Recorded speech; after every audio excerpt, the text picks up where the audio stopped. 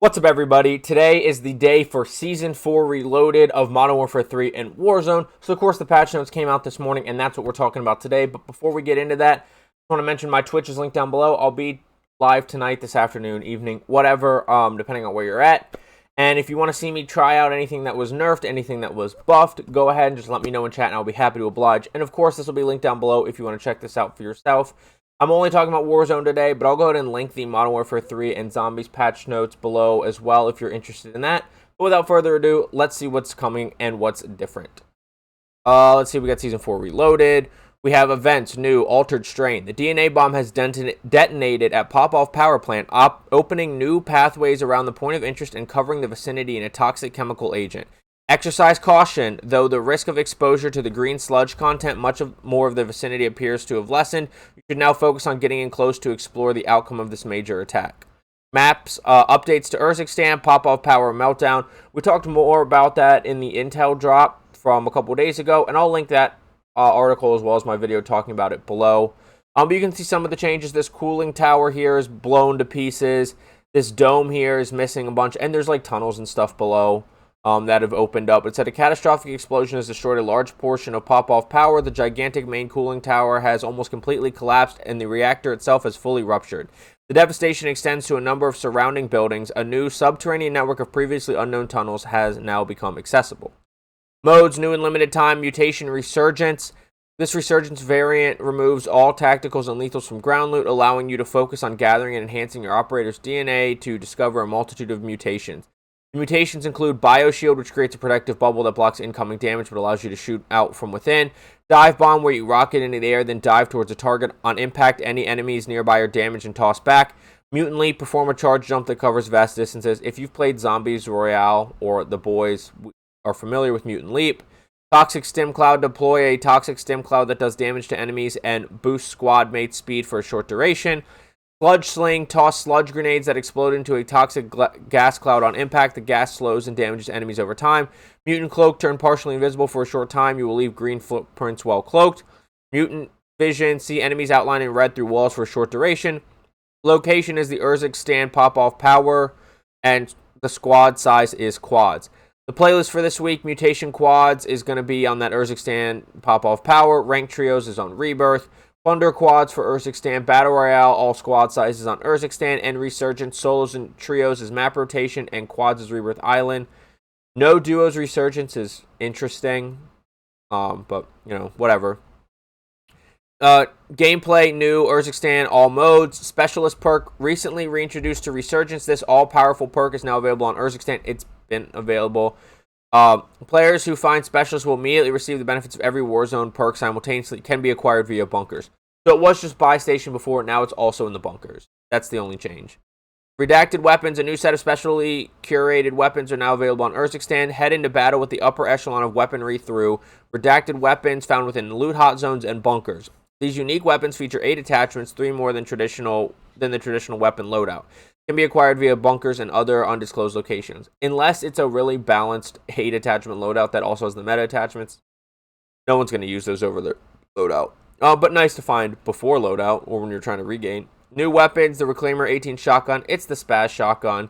It can be fired in both pump action and semi-auto modes. Pump action provides superior range while semi-auto increases fire rate. In the new Battle Pass sector, and the Sledgehammer Melee, smash the competition in the dirt with the Sledgehammer Melee weapon, available via weekly challenges. Now what everybody really cares about, buffs and nerfs. The Bow got a buff with the lower torso modifier increased to 1.1 up from 1. The MCW got a buff. They're really trying to sneak this into the meta. With the minimum damage increase to 24 up from 22, increased bullet velocity to 750 meters per second instead of 710. The Holger 5.56 near mid damage range increased to 60.96 meters up from 50.8. Increased bullet velocity to 720 meters per second up from 690. MTZ 5.56 increased bullet velocity to 720 meters per second up from 690. The Holger and the both Holgers really, but the Holger 5.56 and the MTZ 5.56 are both great options if you don't want to run the car or the Holger 26. The M16 got the Jack Patriot amp, got a mid-damage range increase to 53.34 meters, up from 48.26. It just has too much recoil. It's just not really usable for most people. MTZ 7.62 Max damage range increased to 25.4 meters, up from 19.5. So that's your close range damage. Your near mid damage range increased to 48.26 meters, up from 40.64 meters. So now between 25.4 and 48.26 is going to be your mid damage. FJX Horus, which definitely is a meta competitor, which I've talked about before. The Jack Scimitar kit had max damage range increased to 15.08 meters. Near mid damage range increased to 27.2 meters, up from 24. And mid damage range increased to 41.91 meters, up from 41.14. So everything except for its minimum damage, which is its long range damage, which no one cares about that for an SMG. It had all of its damage ranges extended with the Scimitar kit. Definitely a meta contender. The Striker had the lower torso modifier increased to 1.1, up from 1. And the Rival 9 had a max damage range increase to 12.7 meters, up from 12.19. That's pretty much nothing. Near mid damage range increased to 25.4 from 24.3. That's pretty much nothing. The Rival 9 continues to sit towards the bottom of the meta. The Royale had its minimum damage increased to 28 from 27. The Seiken MG38 had its minimum damage increased to 25 from 24.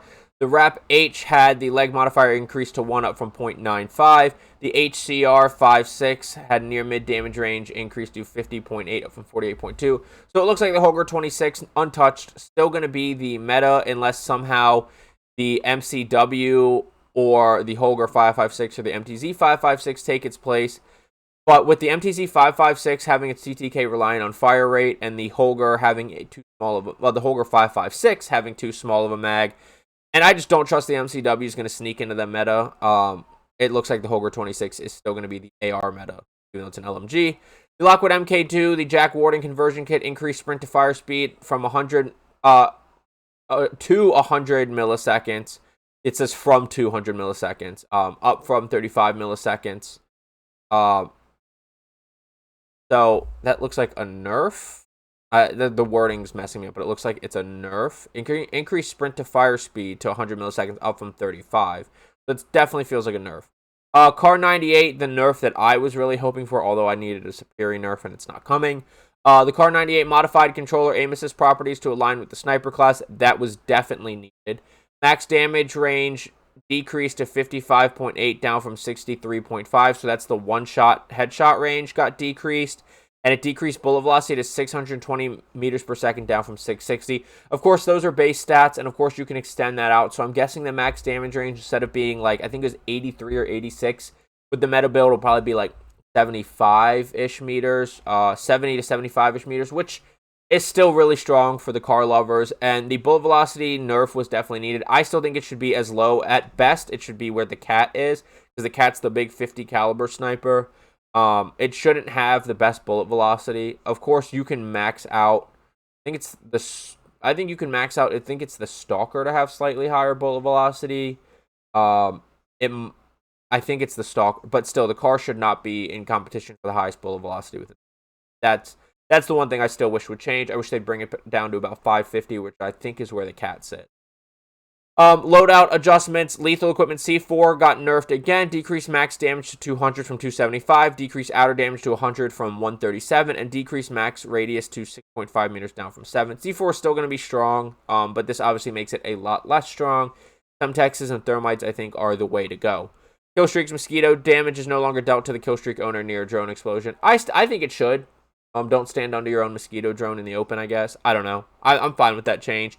And then it's a short list of bug fixes, and there is pretty much nothing important that really affects gameplay other than fix an issue causing the Mosquito drone icons to remain on the minimap and TAC map after they are no longer finished.